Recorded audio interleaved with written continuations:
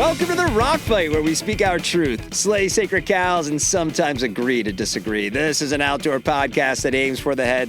I'm Colin Trude. Joining me today, I'll get him to start playing ice hockey, even if it kills me. It's Justin Housman. I wonder. You should do it. Do it. I wonder if I would be. I think it would look like Big Bird on skates for a long time. Oh, for a little while, definitely. I'm pretty good stick handling on pavement with a little rubber, those little plastic orange balls. You know, like we were pretty into it, like Wayne's World style, like on feet. You know, me and my Gretzky jersey. I got a knack for like shooting and stuff, but man, skating would be tough. The skates is that's the whole thing. I think you'd be great though, and a lot of people start playing in their 40s. A lot. I even looked it up. There's a learn to play options for people your age and your area. No, there's not. There's not an ice rink anywhere near us. Yeah, it's either in Oakland. Or somewhere south of you. I can't remember where. Yeah, it's probably San Jose. Oakland that's an hour. San Jose is an hour. There was one that was like half an hour away. That's Oakland is probably a half hour. I'm being dramatic. Yeah. I'm not. I appreciate when other people learn things and are bad at it for a while. I think that's great for them. I'm not. I have way too much pride to just be like, I'm horrible at this. Watch me flail. Especially when it comes to sports. I'll learn. Like I'll show up and like learn how to play an instrument and be like, there's no part of my ego has anything to do with this. I've never played instruments. I don't care. Look at me. Haha. I don't know where the guitar parts are. But like sports, it's hard because it's like I'm pretty good at sports. So if I show up and I can't even skate, no, I don't.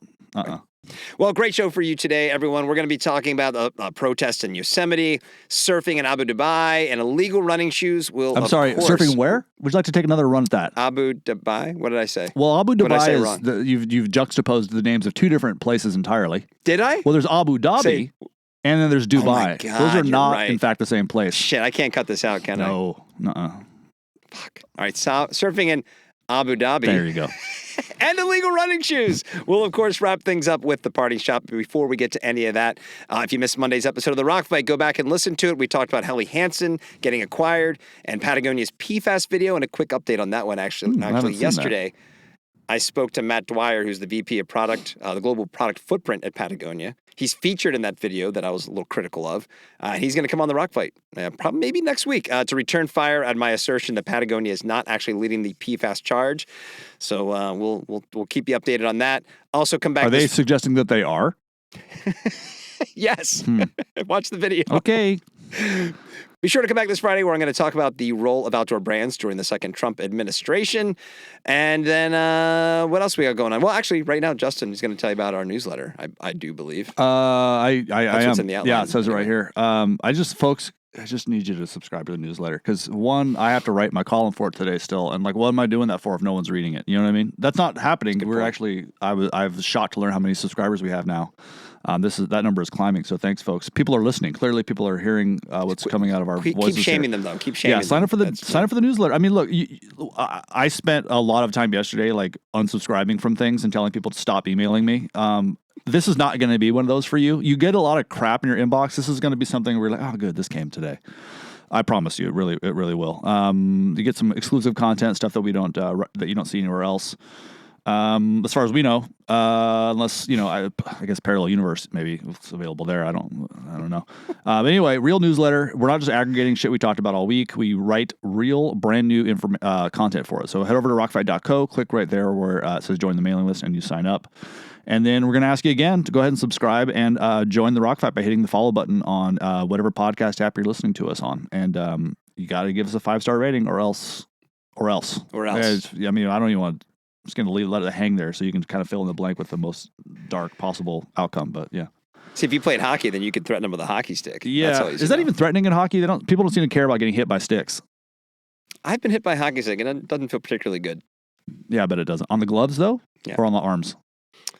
Gloves, you can kind of whatever.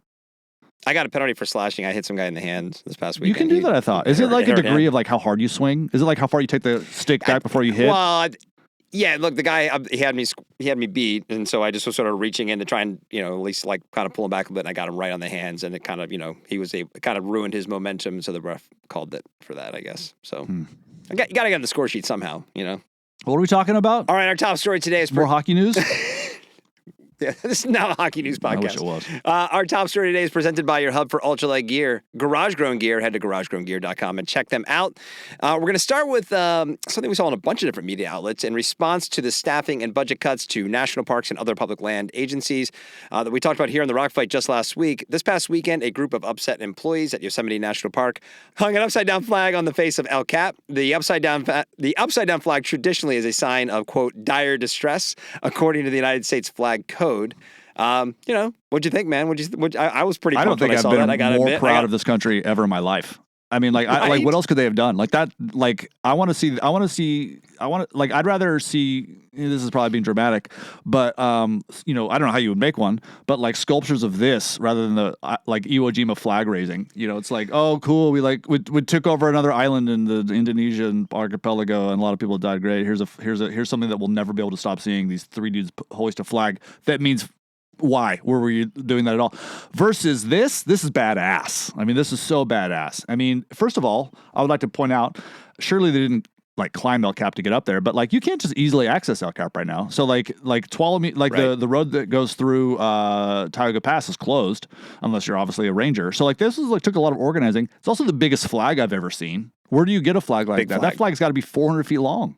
Like that wasn't easy to do. I wonder how they anchored it. I don't know, but imagine how like gnarly that must have been. Like this giant thing. Like if you're holding onto it in a gust of wind, you're flying off the face of El Cap. Anyway, if you haven't seen it, find footage of it. I've never been more proud. I mean, honestly, like it's that like.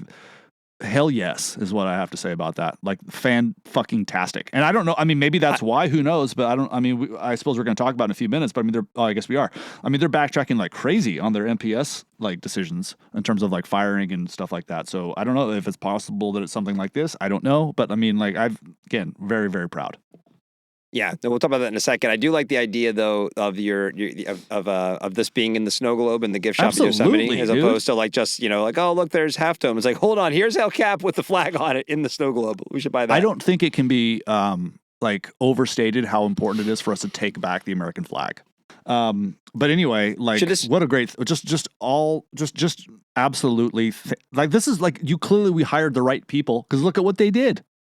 I think this should have been. This is going to be like Lord of the Rings, where they light the beacons, and they should have like there should be like one at sort of like on the big walls in like Zion. It goes up and it's all the way across the country at all the national parks. How cool would that be? That would be cool. Like wherever there's a cliff in a national park, we hang an upside down flag. That would be extremely cool. I mean, one of the I don't know. I just feel like we're already starting to see a little bit of a groundswell where people are kind of going, wait, what's happening now? Like, there's a bunch of town halls over the weekend. And I'm sorry, folks, if you don't want to hear about politics, turn your radio off for the next 30 seconds. But, but this is important. Like where there's all these town halls going on right now where all these farmers are like, wait, what's happening? Like, I voted for you guys and you're kind of like screwing us big time right now. Like, I just found out this morning that the whole USAID thing is like horribly bad for farmers because they grow a lot of food that goes to these USAID countries. And they're like, and they get paid for it, right? Yeah, like, what am I going to do? Yeah. You just screwed us, So, like, good.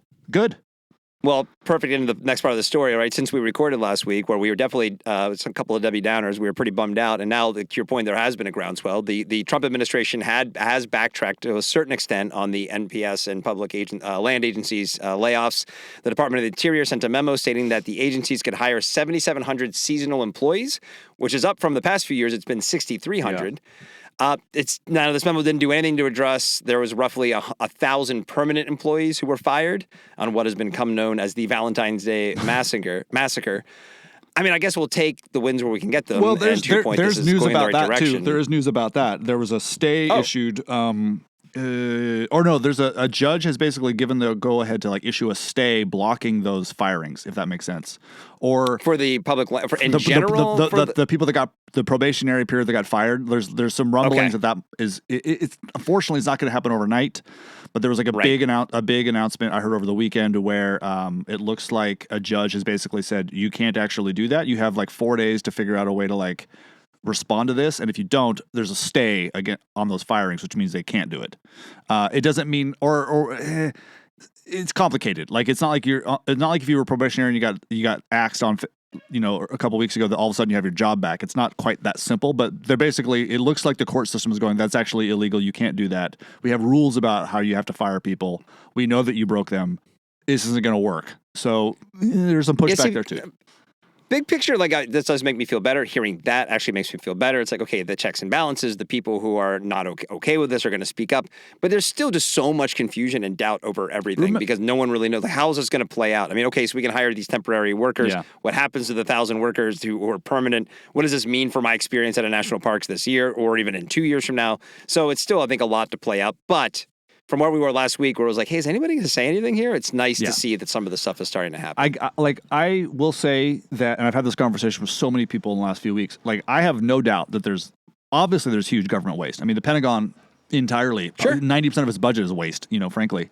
So, like, if you wanted to go through, I would welcome that, like a full line-by-line audit of like MPS spending. Like, what are they actually spending money on? What Elon Musk would be your choice to lead that, right? Because everything's all buttoned down and like well thought through. He wears cool sunglasses. Makes cool like hand gestures that mean, I guess, whatever you want them to mean. God.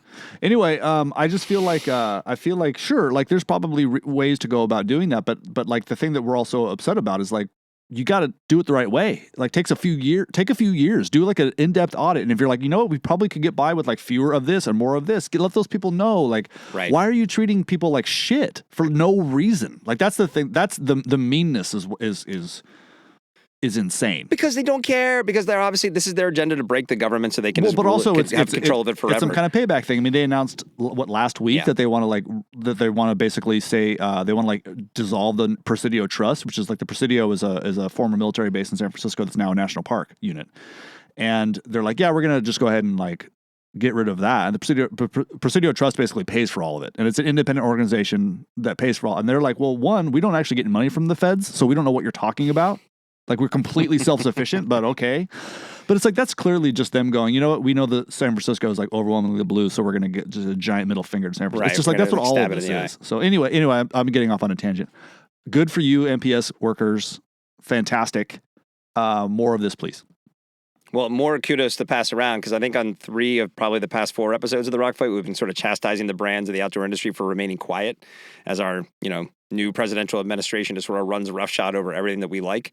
But this morning, right before we recording this on Tuesday, the 25th, the voice I think we were all expecting to hear first, which we now have, it broke that silence. Patagonia CEO Ryan Gellert had an op-ed piece published on time.com. I'll link it in the show notes, vowing to fight the second Trump administration in the same manner that Patagonia and others fought in the first time around. I think it took a little long. I was getting a little worried that like brands weren't going to say anything. I was commenting actually with Owen Comerford. Do the homework, I mean, you don't just like come on. They're not recording a podcast. I understand. You actually have to like do the legwork. The thing that worried me was the last time it just took the threat of reducing the size of bears' ears for the entire outdoor industry to start screaming. And this time, all of our national parks and public forests and national forests and everything were under threat, and no one was saying anything. Well, no one was even like fatigue. saying anything publicly. So this was very. I think part of that's fatigue.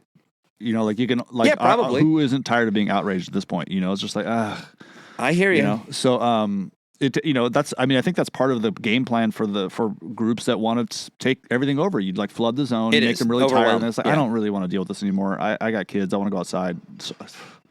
So yeah, I'm not surprised. No, but it was great to read. A little disappointed he didn't like choose Rock Fight's newsletter. Yeah, put that in Time magazine. Who's Time? Come on. As Trump said the other day, like I didn't even know they still existed. They're still in business. Don't give him any credit for anything. No, but I think it was a great piece. Like I said, I'll link it in the show notes. Hopefully it's a harbinger of what's to come out of the industry. I know Kent Ebersol, for the head of the OIA, he's been much more vocal in the last couple of weeks. They're planning a webinar for their members, which are the brands of the outdoor industry. So hopefully this is the start of a more organized, loud response on behalf of our industry, which, this is, to your point, like, yeah, if you don't like politics, sorry that we're leading it a lot with this, but this is... This isn't politics. This is the business of the outdoors and where we like to go recreate, and it's under threat, so it needs to be talked about. It's politics. It's not necessarily ideology, which is different, right? This is a policy level thing, right? Like if we're going to be defunding the Park Service, that is a political thing because it's a policy decision. It's not necessarily. I mean, so like we can talk about that all day long without necessarily getting into ideology, and I think people get tripped up on that. Like it's okay. You should be allowed to talk about politics because this directly impacts a lot of what you're doing, and most of what we want to do takes place on public land. So it's inherently political. And if you want to get mad at people talking about politics, you don't fundamentally understand how the country works because that's how it goes. I mean, I think that there's all kinds of really interesting ways we could go with like public-private land partnerships and like, private land private organizations buying up big tracts of land and making it pseudo public, but it's owned by a particular entity. I think like there's a lot of like interesting ways that like our use of space can go. I don't think it has to necessarily be like big government owns all the land and like so let's have those conversations. And maybe this is opening a door to that. I don't know, but yeah. By the way, we have a platform, and this is the stuff I'm kind of tired of people just like, oh, you shouldn't talk about that. It's like, no, this is stuff we're going to talk about because it needs to be touched on. Yeah. So. Yeah. Anyway, good job. I still want one more kudo. Very good job, Rangers. Is that a singular kudo? So it's not a kudos? I feel like it's going to be one particular kudo. Kudo. Yeah, kudos is plural. Yeah. I'm just giving the one kudo. That's true. So I'm offering you kudos. I'm saying I'm giving you so many compliments because kudos might not be a plural word. I actually don't. I should look into that. I don't know. Remember the candy bar? English language is weird. I should look into. Remember the like kind of healthy candy bar called kudos?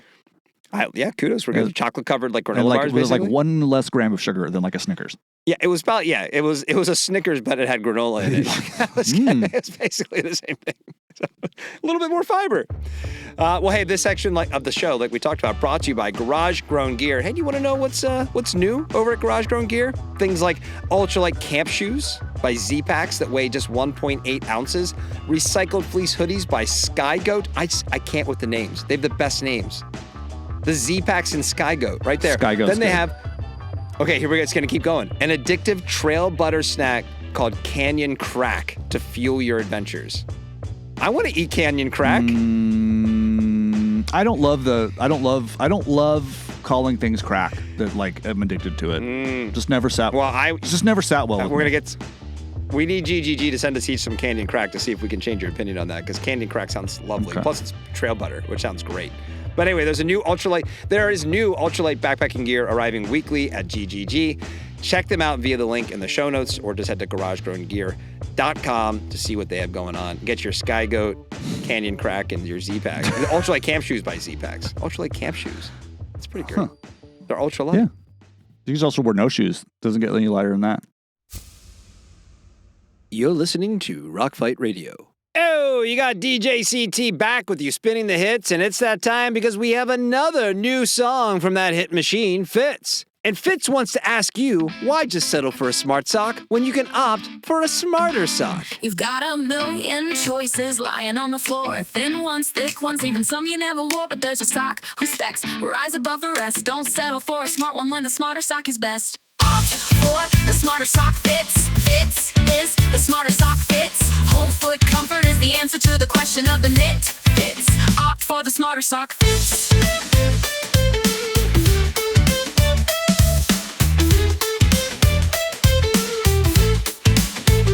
Whole foot comfort is the goal. It's only common sense with 4 different patents. The difference is immense. The Y line's added volume really is legit to the next level. Comfort of the fit we call Fitz. Opt for the smarter sock. Fitz. Fitz is the smarter sock. Fitz. Whole foot comfort is the answer to the question of the knit. Fitz. Opt for the smarter sock. Fitz.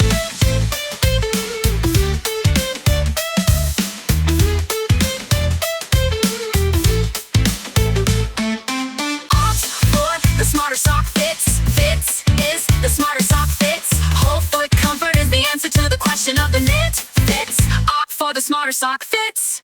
And now, back to the show. All right, next story.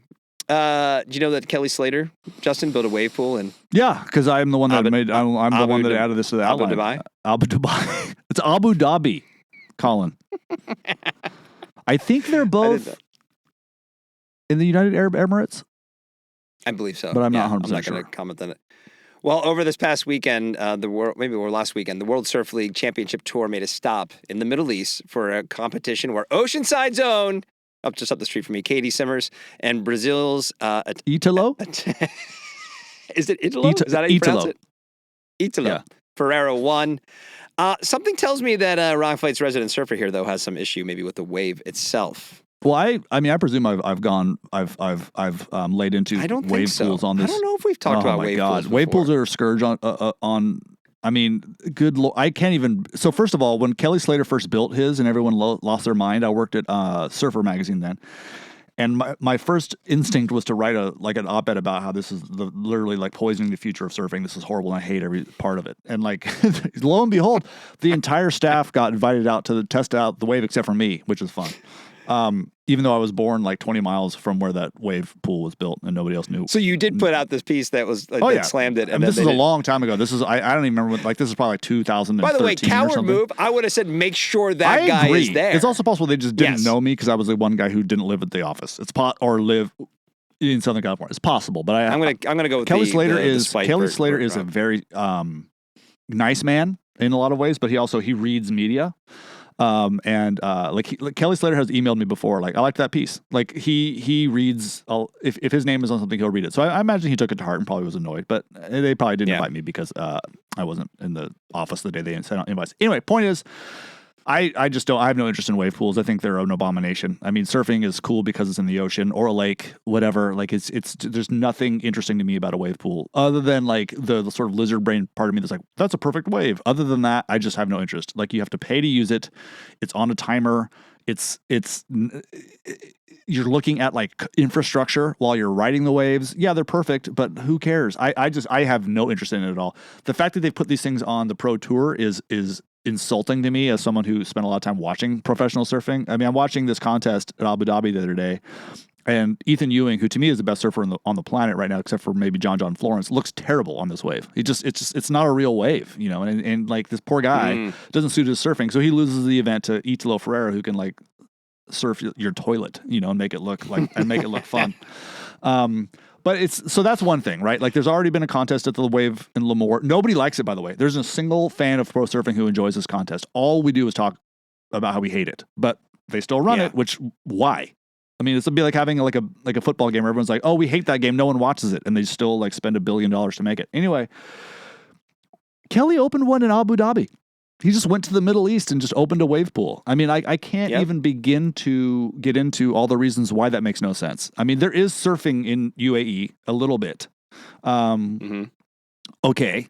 But like, there's not like a giant population clamoring to like learn how to surf there. There's a ton of money there, isn't there? Yeah, of course. So it's like, you'll get a bunch of like rich people who are like, oh, cool. I can like pay to like go lay out by this nice pool and like That's why. like traveling like rich surfers from Orange County, they're doing business there can go. I don't know.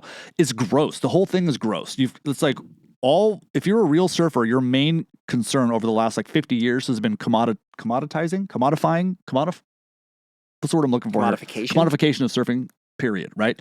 It could not be more that this is now it's been turned into a commodity. You can just export it to wherever you want. I mean, I just think it's absolutely appalling. Not to mention the fact that like you just had a pro event there where like at least a few of the pro tour surfers are part of the LGBTQ community, and like you can be put to death there for being that, and we're just overlooked that. Like, that's fine. I think that's fine. Worth getting into for sure. Just absolute. I mean, I don't know. I mean, it makes absolutely no sense. I mean, it's like, hey, here's one of the most beautiful things that humans do, surf in the wild ocean, and we're going to strip it down and make it this dumb chlorinated spectacle that nobody enjoys watching at all, and just feed it to the surf world. It just drives me insane.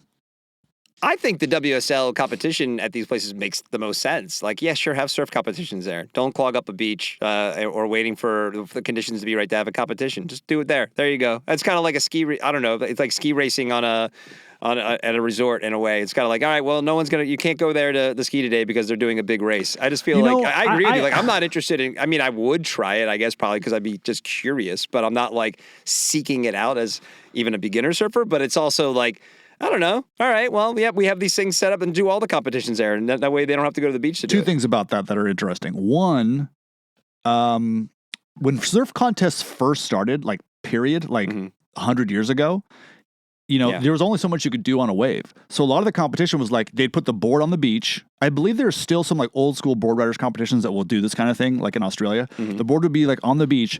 The competition would be like, run out, grab the board, paddle out, get your wave, get back. Whoever got back first after surfing, that they were the winner, right? Like, it was like a race. Kind of. And it's like, there might be some kind of interesting elements that like we do not think of when it comes to like judging pro surfing, where it's like, who goes the fastest on this section or whatever the like equivalent would be to someone doing like a super G or something like that in skiing, right? Yeah. That's just the thing is though, like I as a non-skier, I kind of presume that like going really fast and doing big turns down a mountain is like something everyone can appreciate and kind of understands that there's like a way to judge that, like you're better than someone else. That's not a thing in surfing. Like it's never been a thing. Yeah, like right. So I mean the thing is there's an argument to be made that all contests should be in wave pools because not everybody gets two waves. They're exactly the same, blah, blah, blah, blah, blah. But that's not what makes you a good surfer. What makes you a good surfer is reading the ocean, reacting to imperfections in the wave. Right. Sometimes, like little guys are always going to have an advantage over a really big guy in small waves. So, like, what now? You have to be 5'6" to be on the pro tour. Basically, you'd be like, okay, we're just going to turn this into gymnastics. And like everybody's going to get a range between 9.91 and 9.94, and that's the entire like variety of score. It just okay, but that's not that has so little to do with surfing. It's beyond the pale. So I get why Kelly Slater would do it. Dude obviously likes making money. I guess he makes money from it. I don't know, but it's just a bizarre thing to me. It'd be like if you love mountain bikes and that's your whole thing, and then like the mountain bike tour was velodrome track racing. You'd be like, what? There's a good like that has nothing to do with my. Are you really? Okay, I guess I'll watch that. No, it's a good point. Like, how are you evaluating these people who all know how to surf really, really well, but the wave doesn't change? So how do you like kind of like tell them apart really, other than just sort of they all do the same thing. I like that it's like the better. guys that are really into airs usually win because it's like they can like add like an air element. But like the guys that just know how to like surf beautifully and like on a real wave where like people are like oohing and awing. Or like killing it, like they lose every single time. It's like, why would you rather watch the most watered down version of this possible? Well, this kind of plays into the last story I wanted to talk about. Is it's like the further implementation of technical developments. I guess I guess this is tech in a way, right? Because you're talking about like, building some sort of infrastructure to create a wave. Yeah. And this last story, this is my note to you in the outline was like running may have caught up to cycling. And if you read yesterday's News from the Front, our newsletter, I wrote about this. There was an ultra runner guy named, and I'm having a tough time with words today and saying them correctly, but I assume it's Rajpal Panu. Sure. Hopefully I say that correctly. Who was disqualified from a 100-mile road ultramarathon due to the stack height of his Hoka Skyward X's exceeding the maximum allowed stack height per USA Track and Field. And I'm like, so it was 8 millimeters too high. So I'm like, okay, so that means I guess it's almost a centimeter. Well, but also like what? I don't know. What advantage were they getting because there was did more they not know cushion? that? I'd be surprised they wouldn't know that already. Yeah, I mean, clearly he was like he accepted it. He's like, I didn't know that my shoes were not. He accepted the outcome. He's not fighting it or anything. But it's like, I was just like, okay, so now we have the rise of the super shoes, which I checked that out. There's 21 brands who have a quote unquote super shoe. Now you have stack heights that need to be managed by the USATF in terms of like running. We have Kelly Slater building wave pools in the middle of nowhere so that surfers can have a watered down, no pun intended, sort of competition. And for a long time, all we really complained about was the technicalification of bicycles, right? It's all catching up. Everybody's got something now. I think it's important to remember that we've only been doing these things. Like when I say we, I mean like most people. Like 80 years? Yeah. I mean, really, honestly, this is all like part of the post-World War II world where it was like, oh, we have like free time and like dispensable income and like we can like do this sort of stuff. Before it was like 3 people did it. Now it's like everybody can, And so like it just at a certain point you've kind of done it all, right? We're just kind of it's like you're going to hit a wall pretty quick where you're like, okay, we can't really innovate anymore or harder. You can't look whatever. Right. So you just start branching off into these weird directions of like super shoes, I guess. One of the things that I think is interesting is like it's very clearly very arbitrary, right? Like stack height is a thing. Okay, well, what about like cushioning material? Surely that matters. I'm sure you can be too springy, but like, part of what makes a super shoe a super shoe is the rebound of the foam that you use. So like, do we need to go back like 40 years when that wasn't even an option? Like, and like, are those shoes? But like, I don't know what you do here. Like, what's the?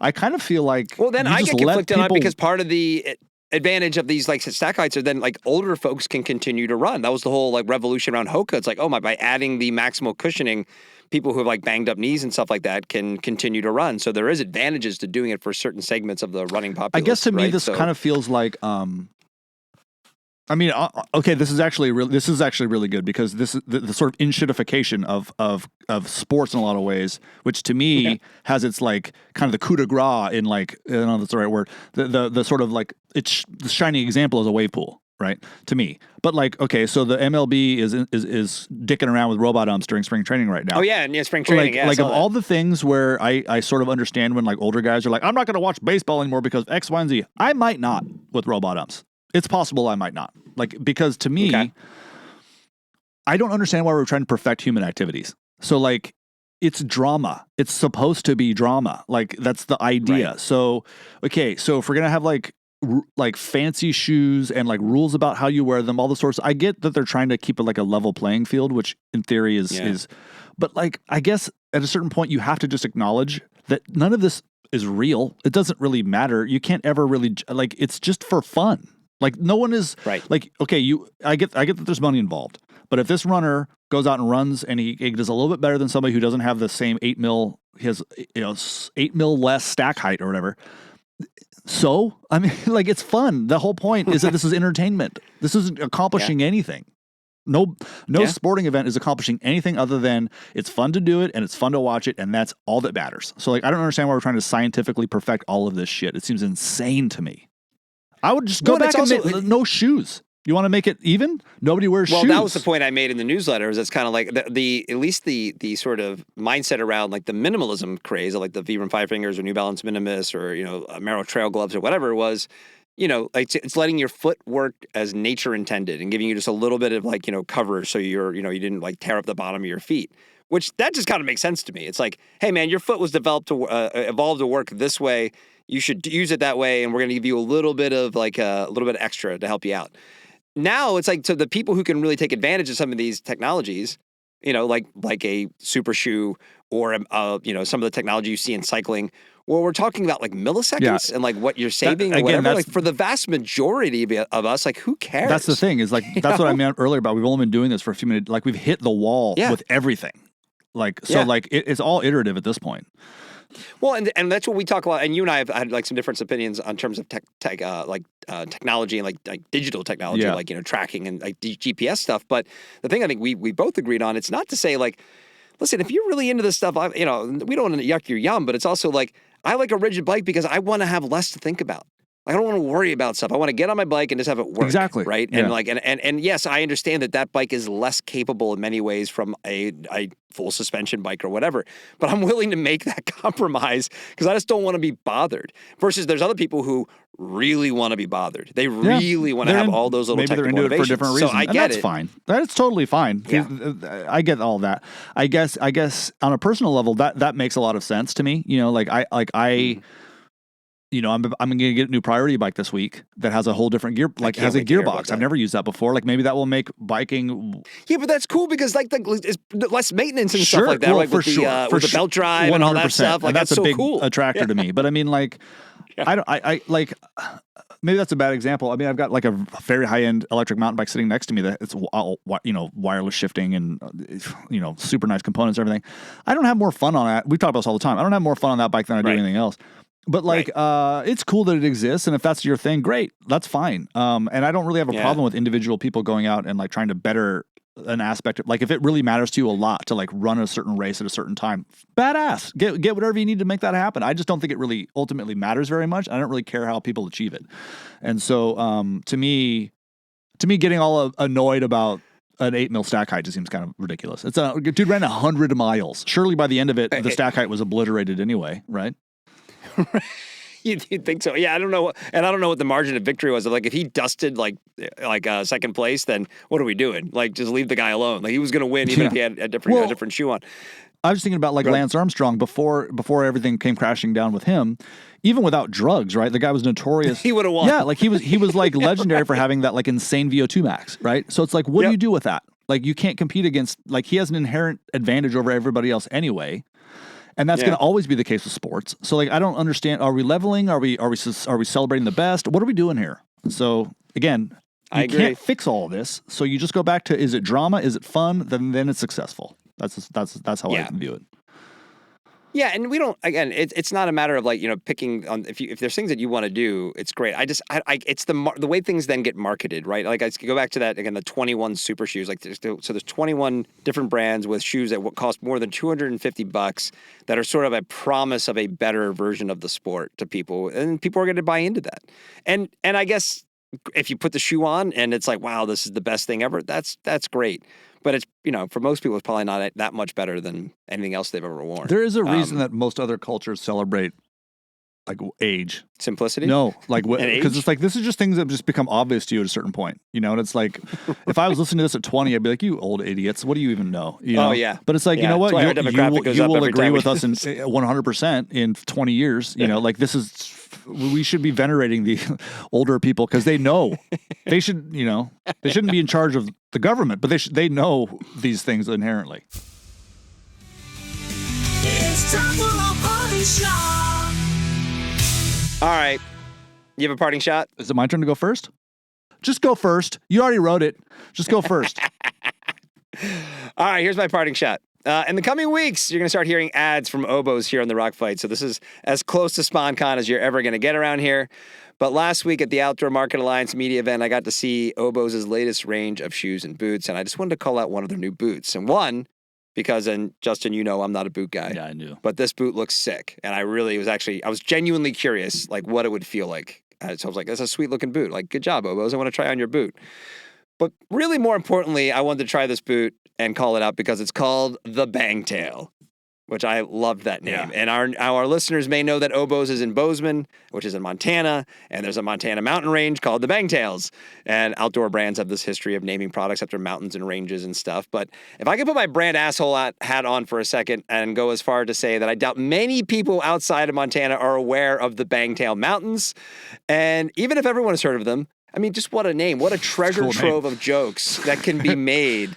And my parting shot isn't that this boot shouldn't be called the Bangtail. My parting shot is imploring Obōz, please don't let this opportunity pass you by. Like, don't try to make it a normal name. It's not. Lean into the inappropriateness of the Bangtail. Like, print extra large signs for the footwear walls for your retailers. Like, hire famous TikTokers to make Bangtail videos for you. You took that first step. Like, take the next one. Come on, keep it going, Obōz. Make the Bangtail dirty, all right? That's what I'm asking for here. All right, that's my parting shot. You're being a huge fan of the random butt napkin brand makes a lot more sense to me now. Butt napkins. Come on, great name. That's a good one. I think I like this because we're both kind of going with a little positivity on the parting shot. Good. So my parting shot is I'm gonna give it a little headline. I'm gonna get into it. Just do the maintenance, okay? And here's what I mean by that.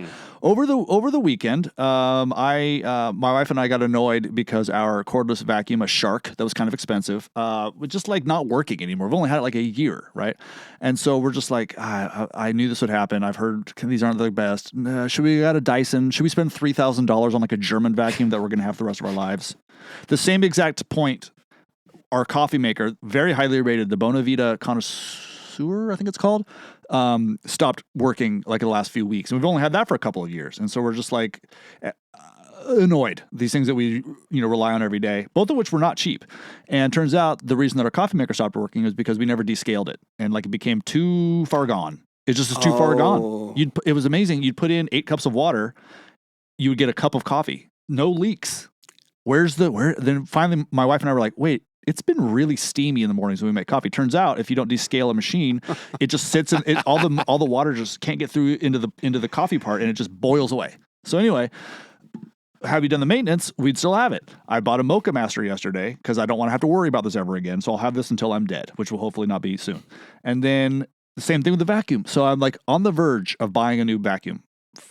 It's $300. Oh well, I guess you got to do it. Mm-hmm. And then I was like, you know what? Wait a minute. I just took it apart. Just took it completely apart. Took the filters out. I clean the filters in the vacuum sometimes by just like banging them out. No, it turns out you're supposed to actually wash them like once a month with water. I didn't know that. I washed it. I don't think they publicize this stuff enough. I washed this. I went through and well, I was going to show it to you, but it won't matter because this is a podcast. I made like a long thing to poke through the tubes to like make sure everything was thoroughly cleared out. So much stuff came out. So much stuff. I didn't know it was in there. Fired it back up. It doesn't even sound the same. It's like whisper quiet. It's sucking things up just fine. It's not what it was doing before was it would just like you would like vacuum some stuff and then pull it and it would all just go ugh. All the stuff you vacuum would just be like back on the carpet. You'd be like, what the hell? No, it's fine. It's perfect. It's completely I was like a millimeter away from clicking buy now on a new vacuum. Just do the maintenance. Just do the maintenance. I think the problem is people don't know what the maintenance is because they sell this stuff as largely disposable. Well, see, it is still, it's plastic. It is kind of, it is eventually disposable, but it's like, it shouldn't just last a year, right? Like there are things you can do to like, and it's like now I have an affinity for it. Like I went from like, I hate this vacuum, it's not working anymore. This one sucks. I got to get a new one because then I'll be happy and I'll have a vacuum that works. And there's like, by the time I took this thing apart and like really, really learned how it worked and like put it back together and like washed it and now it's working again, now we're bros. This is like, I'm never getting rid of this vacuum. That's how everything should be. I think I have two follow-up questions. Well, the point on the vacuum is a really, really good one. I actually had a similar thing with our washing machine where we were getting an error. More complicated. And it was like, what's going on? And I'm like, do we just call someone? And then I'm like, hold on a second. And I'm not a handy person. I do not seek out doing handy things. I'm not Soft a tool hands. guy. And I am fully comfortable with that. I've accepted that that's where I am in my life and that's what I know about myself. It's great. Still, I have a smartphone and I have YouTube. Yes. So I typed in my the model with the error code, told me what it was. Oh, look, there's a little like filter thing down here. You pop that thing out, you like pull it out. Is there probably stuff in there? Yep, all clogged full of shit. Boom, boom, thing's fine. Yeah, hooray, that's pretty cool. You would have paid a handyman or whatever. Yeah, it's like $500 or something like that. I just ordered a new vanity and a new bathroom sink. I'm going to put it in myself. Amazing. Yeah. So anyway, just do the maintenance. I like it. Yeah. While wearing your bang tails. While wearing your bang tails. Banging some tail. Okay. Okay. There it is. There it is, folks.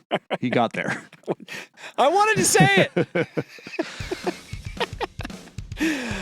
All right, that's the show. We want your emails, everybody. Send them into myrockfight@gmail.com. The Rock Fight, it's a production of Rockfight LLC. For Justin Housman, I'm Colin Truth. Thank you for listening and here to take us out. I said it on Monday. I'm going to say it again today. I'm so excited. Les and Jake going on tour this summer. 2 stops in San Diego. Oh, I can't wait to see them this summer. Where are they playing? Fishbone. They're touring with Fishbone. Jesus. It's going to be sick. Where are they playing? And Observatory, North Park Observatory. Whoa, that's cool. Yeah. That's very cool. Good club. Yeah, good club. Cool. So, but he's here right now. He's taking a break from prepping for that tour. Krista Makes is going to sing the Rock Fight song.